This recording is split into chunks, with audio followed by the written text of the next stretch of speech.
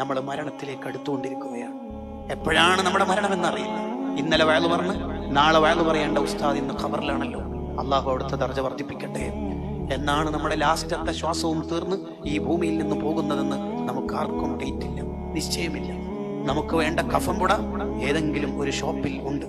നമ്മൾ ഏത് പള്ളിക്കാട്ടിലാണ് കിടക്കുന്നതെന്ന് എന്നതുവരെ നമുക്കറിയില്ല. അതുകൊണ്ടല്ലേ പള്ളി മൈതാനിയുടെ പരിസരത്തൂടെ പോകുമ്പോൾ അസ്സലാമു അലൈക്കും ദാറ ഖൗമിയൽ മുഅ്മിനീൻ വ ഇന്നാ ഇൻഷാ അല്ലാഹ് ബിക്കും ലാഹിഖൂൻ. അല്ലാഹ് ഉദ്ദേശിച്ചെങ്കിൽ ബിക്കും ലാഹിഖൂൻ, നിങ്ങളുടെ അടുത്ത് തന്നെ ഞാൻ കിടക്കുന്നു. ഇത് ഏത് പള്ളിക്കാട്ടിന്റെ അടുത്തോട് പോകുമ്പോൾ ചൊല്ലണം. ചിലപ്പോ അവിടെയാണ് നമ്മൾ മരിച്ചു കിടക്കുന്നതെങ്കിലോ ആർക്കും അറിയില്ലല്ലോ. നമ്മുടെ നിയന്ത്രണം മുഴുവനും ഏറ്റെടുത്തത് അള്ളാഹുവാണ്. ആ അള്ളാഹുവിനെ ഇഷ്ടപ്പെട്ട് നമ്മൾ ജീവിക്കണം. ആരാണ് റബ്ബ്? ഉമ്മയുടെ വയറ്റിൽ നമ്മളുള്ള കാലം മുതൽ നമുക്ക് വേണ്ടത് അതത് സമയത്ത് നോക്കി തന്ന് ആ കാലത്ത് വേണ്ട ഫുഡ് ആ കാലത്ത്, പിന്നീട് മുലപ്പാല്, പിന്നീട് ചെറിയ ലഘുഭക്ഷണം.